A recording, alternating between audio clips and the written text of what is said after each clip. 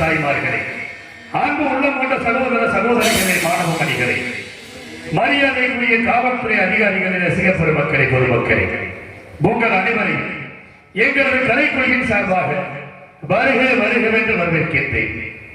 இந்த நாடக கலையை வளர்த்த தவத்திரு சங்கரா சுவாமிகள், சூடியூர் கனக சபாவில் உள்ளவர்கள், நமச்சிவாயபுரம் என்.எஸ். வரதராசன் ஐயா அவர்களின் பாதம் தொட்டு வணங்கி, சிவகங்கை மாவட்டம் தஞ்சாவூர் எம்.கே. முத்துசாமி ராஜநடிகரின் மகனாகிய சமய கருப்புவாகிய நான் மாமன்னர் அரிச்சந்திரன் பாத்திரம் தாங்கி உங்கள் அன்பையும் ஆசையும் பெற உங்கள் முன்னால் வருகிறேன். நன்றி, வணக்கம்.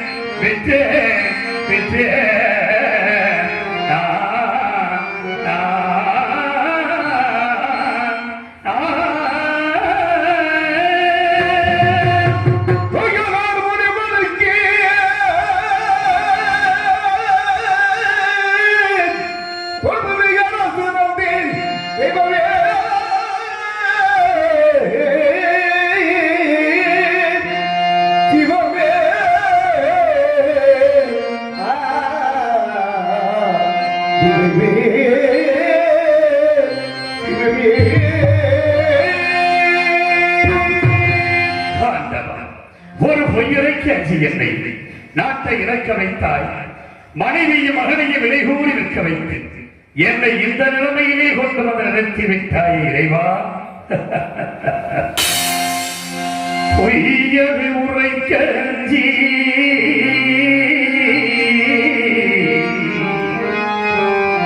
பொய்யது உரைக்க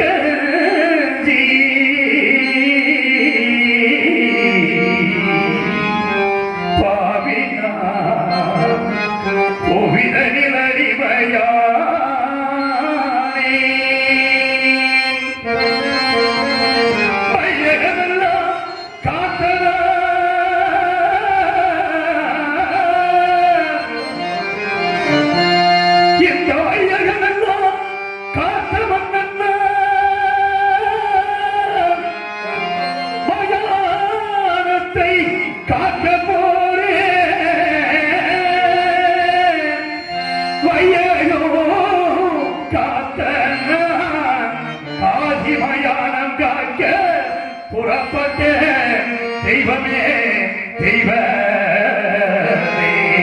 தெய்வமே தெய்வமே தெய்வமே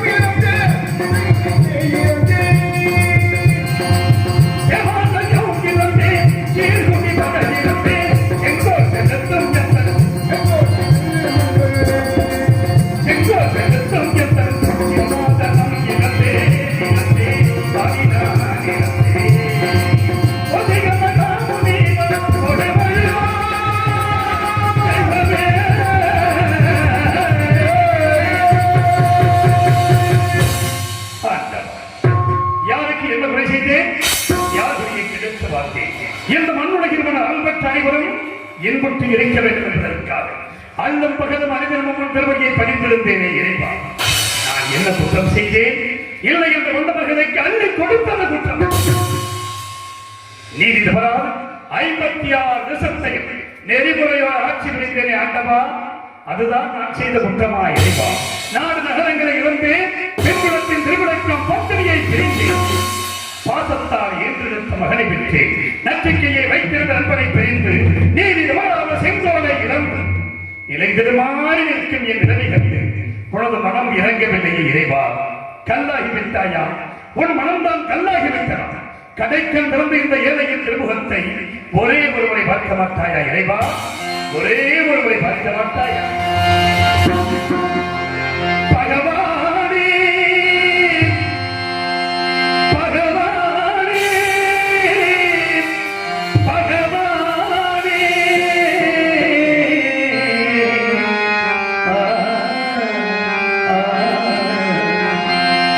பகவானே மௌனம் பகவானே மௌனம் இது யாவும் நீதிதான்.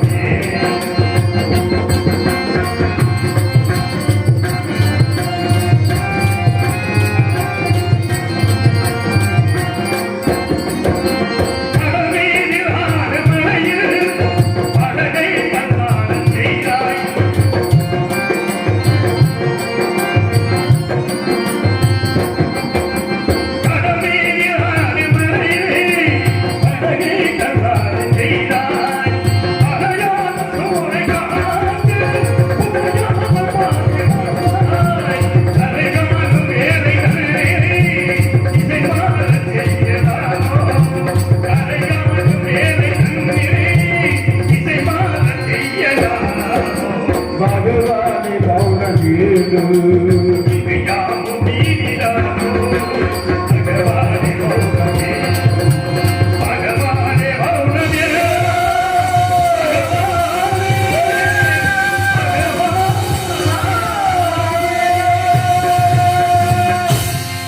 அயோத்தி மாநகரத்திலே என்னுடைய மகன் தேவதாசனுக்கு பிறந்த நாள் விழா 55 தேசத்து அரசுகள் சுற்றி அமர்ந்திருக்க அவ்வப்போது ஆலோசனை அமைச்சர்கள் அறிவிக்கிறேன் ரத்தின சிம்மாசனத்தில் அமர்ந்து தேச விசாரணை செய்து கொண்டிருந்தேன் ஒரு நாள். அப்பொழுது தமத்தில் சென்ற விஸ்வாமித்திர முனிவர் என் குலமண்டபத்திற்கு வந்திருப்பதாக காவலர் உடனே அன்னவரை எதிர்கொண்டு அழைத்து வந்து ஆசனத்தில் அமர்த்தினேன். சுவாமி, தாங்கள் என்னை நாடி வந்த காரணம் யாரும் சுவாமி என்றேன். ஹரிச்சந்திரா, உனக்காகவும் உன் நாட்டின் நலனுக்காகவும் யாரும் செய்ய போகிறேன். அதற்கு கொஞ்சம் திரவியம் வேண்டும், அதை உன்னிடத்தில் பெற்றுப் போகலாம் என்று வந்தேன் தெரிவித்தார். அறிகிறேன், எவ்வளவு வேண்டும் என்றேன். மற்ற படகுகிற மதுகரியில் நிறுத்தி அதன் மீது அங்கார பொருள் அமைச்சு அவர் கையிலே வெள்ளி கவன் கொடுத்து அதில் மாணிக்க கல் வைத்து சுழற்றி இருந்தார்.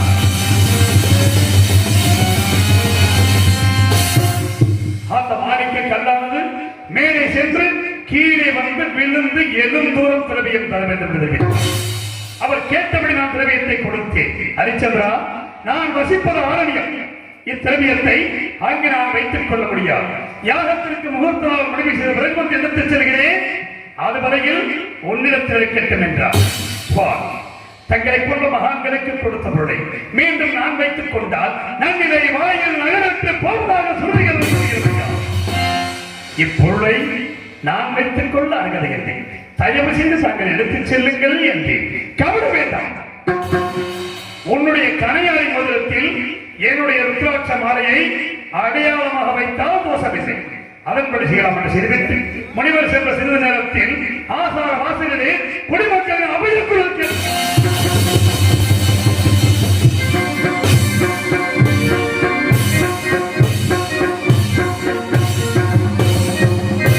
சென்று பார்த்தேன். குடிசனங்களே, உங்களுக்கெல்லாம் என்ன என்று நான் என்ன குறை வைத்திருக்கிறேன், எதற்காக அல்லது புலப்புகிறேன். மன்னா, நாங்கள் இந்த பெண்களை எல்லாம் கொடிய விடயங்கள் வந்து அழைத்து விட்டது. மன்னா மன்னா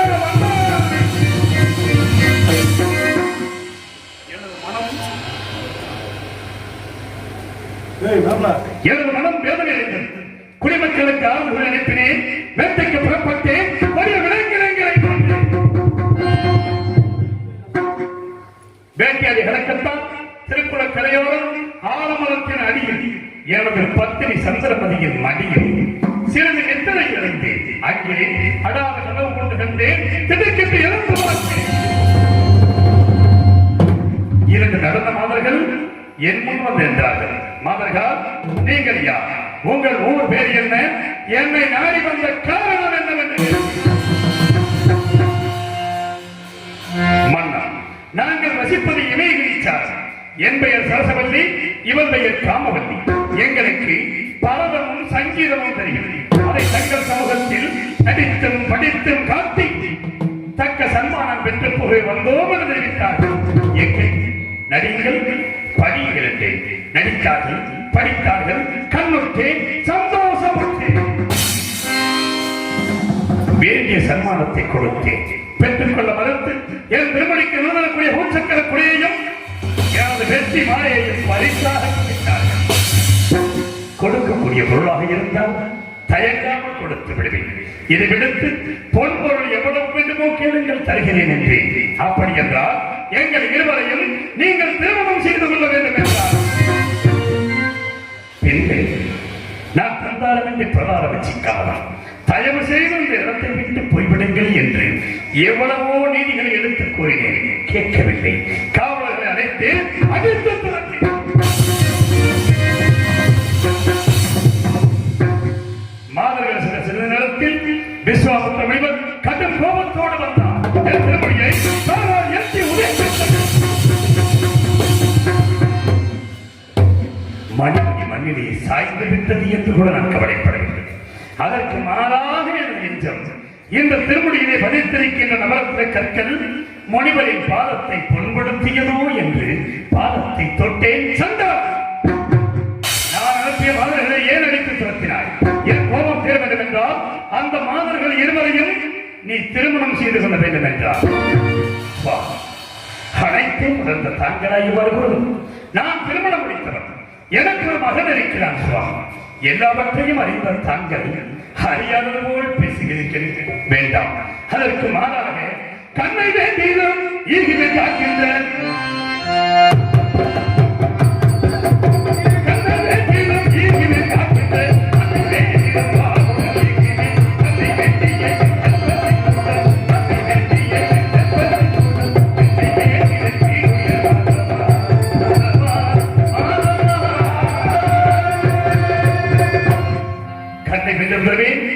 காக்கிறது மண்ணை கேட்டாலும் தருவேன். ஒரு பொழுதும் அந்த மாதர்களை அடைய மாட்டேன் என்று ஹரிச்சந்திரா, உன் கண்களை கிடைத்தார். நீ கூறியபடி இப்பொழுது 56 வருஷத்தை எனக்கு தாரை வார்த்து கொடு என்றார். ஒரு வார்த்தை உபமானத்திற்காக சொல்லி இல்லை என்று சொன்னால் சொல் தவறுகளாக போய்விடுமோ என்று கருதினார். அன்பு மனைவி தாராவதியை கண்டிகளை தரப்பட்டு வரிசைக்கு முடிவரை சமயமாக 56 வருஷத்தையும் தாரை வார்த்து கொடுத்தேன். சற்று நேரம் கிடைத்தவன், ஹரிச்சந்திரா, நீ யாகத்திற்கு கொடுத்தாய் அல்லவா திரவியம், அதை இப்பொழுது கொடு என்றார். அந்த திரவியத்தை அரண்மனையிலே களஞ்சியத்தில் வைத்து பூட்டியவாறு இருக்கிறது. எடுத்துக் கொள்ளுகிறேன். நீ 4 நகரங்களை தாரை பார்க்கும் பொழுது பொருள் நீங்களாக தாரை பார்க்கவில்லையே. இல்லை என்று சொல்லிவிட்டு போய்விடுகிறேன் என்றார். இல்லை என்று சொல்ல மாட்டான் இந்த ஹரிச்சந்திரன். எனக்கு ஏதாவது ஒரு தவணை கொடுங்கள், தவணைக்குள் தங்களுக்கு சேரனுடைய திரவியத்தை நான் கொடுத்து விடுகிறேன் என்று ராஜ்யங்கள் 48 நாட்கள் தவணை விடுகிறேன்.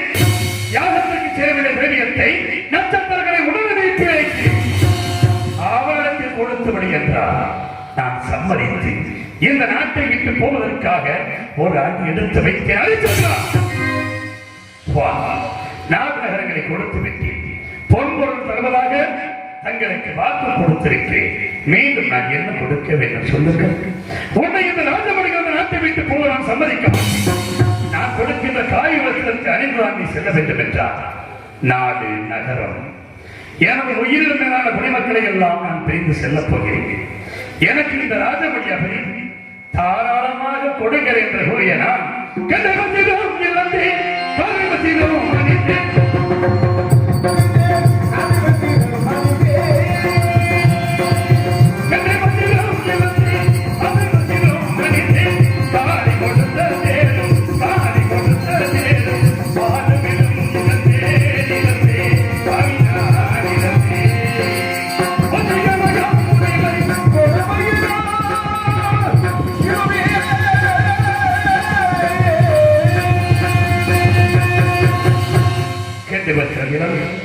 காய்வஸ்திரம் அணிந்த நான் அன்பு மகனை ஒரு கரத்தில் பிடித்தேன். உயிரோடு உயிராகி பிரபாகி ஒட்டி வாழ்ந்த மனைவியை மற்றொரு கரத்திலே பிடித்தேன். 4 நகரங்களை எல்லாம் விட்டு காசிமா நகரத்தை நோக்கி நடந்து சென்றேன். எப்படி சென்றேன்? நடந்து வா மயிலே, நடந்து வா மயிலே, சந்திரமதி நகையகம் குயிலே, நடந்து வா மயிலே, மயிலே, நடந்து வா மயிலே, மயிலே, மயிலே.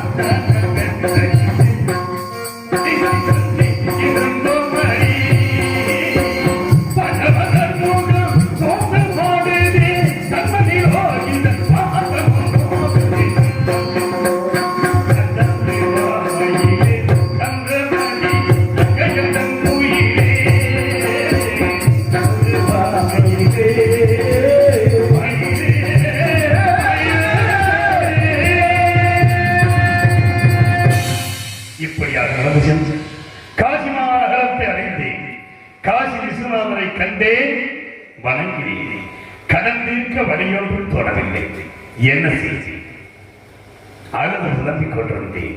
என் மனைவி தாராபதி எதற்காக அழ வேண்டும் சுவாமி? என்னையும் மகனையும் வென்று முனிவருக்கு சேர வேண்டிய பொருளை கொடுங்கள் என்றார். தாராபதி, உன்னை நான் விற்பதா? உற்றோரும் பெற்றோரும் என்ன நினைப்பார்கள்? கட்டிய மனைவி விட்டான் சந்தாளன் என்று இந்த உலகமே என்னை படித்து பேசுமே தேவி என்றேன். எவ்வளவோ நீதிகளை எடுத்துக்கோ, என்னை விலை கூறச் சொன்னான். வழி தெரியாமல் திகைத்த நான் இரு பேர்களையும் என் கரங்களிலே பிடித்தேன். காசிமா நகரத்து விதிகளில் ஆடு மாடை விலை கூறுவதைப் போல் மனைவியும் மகனையும் விலையோ விலை, விலையோ விலை, விலையோ விலை என்று எப்படி விலை கொண்டேன் தெரிந்தேன். உலகம் அறியாத புதுமை, உலகம் அறியாத புதுமை, உடல் பொருளாகியை கலனிப்பது உலகம் அறியாத புதுமை. இந்த உலகம் அறியாத புதுமை.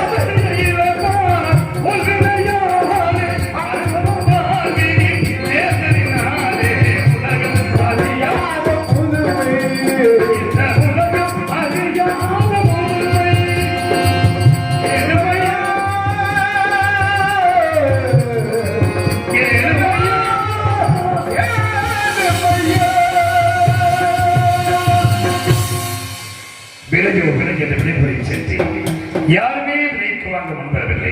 கடைசியாக காலகண்ட ஐயர்கள் விலைக்கு வாங்கினார். அன்பு மனைவி மகனையும் என் கண்ணனை அடித்து எடுத்து என்ன செய்தி? அந்த பொருளை பெற்ற நான் நட்சத்திரத்தில் கொடுத்து முனிவரிடம் சேர்த்து விடுகிறேன் சொல்லிவிட்டு பட்டகரம் தீர்த்து விட்டது என்று மன அமைதியோடு இருந்தேன். மனிதன் நினைப்பதும் வாழ்வு நிலைக்கும் என்று இறைவன் நினைப்பதுண்டு. பாவம் மனிதன் என்று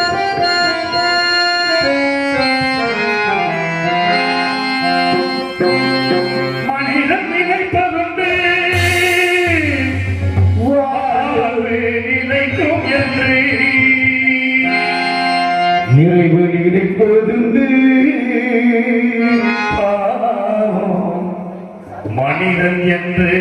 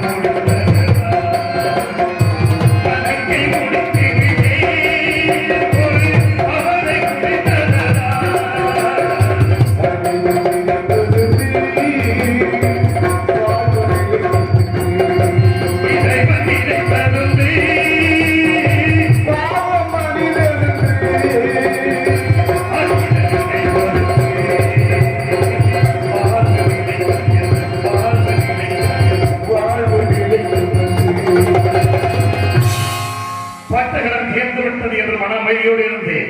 நட்சத்திரங்கள் ஓடோடி வந்தால், ஹரிச்சந்திரா, உன்னோடு 48 நாள் கஷ்டப்பட்டு வந்திருக்கிறேன், எனக்கு என்ன போகிறாய்?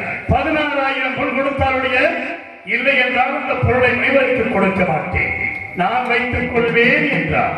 சுவாமி, இனிமேல் என்னிடம் என்ன இருக்கிறது? நான் என்ன செய்வேன் என்று ஏறில்லை, நீ இருக்கிறாய் அல்லவா, உன்னை விட்டு கொடுக்கலாம் அல்லவா என்றார். ஆம் சுவாமி, என்னை நான் மறந்துவிட்டேன் என்று சொல்லி அன்பு மந்திரி சத்தியத்தில் சொல்லி என்னை விலை கொள்ள சொன்னேன். யாருமே விலைக்கு வாங்க முன்வரவில்லை. கடைசியாக இறுதியாக இந்த பாதியாகிய என்னை நானே விலை கொண்டு சென்று வீரவாகியம் ஈம காவலரை கடுமையானே காவல் என்ன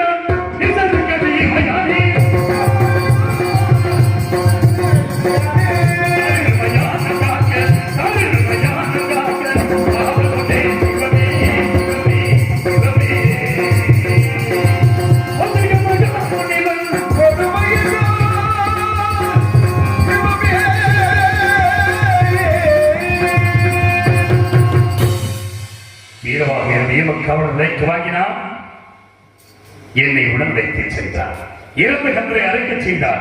அரைக்கும் பொழுது கத்தியாவது கையில் எழுபத்து ரத்தம் கொடுத்தவரை பார்த்தார். ஹரிச்சந்திரா, உனக்கு இந்த வீட்டு வேலைகள் சரிப்படாது.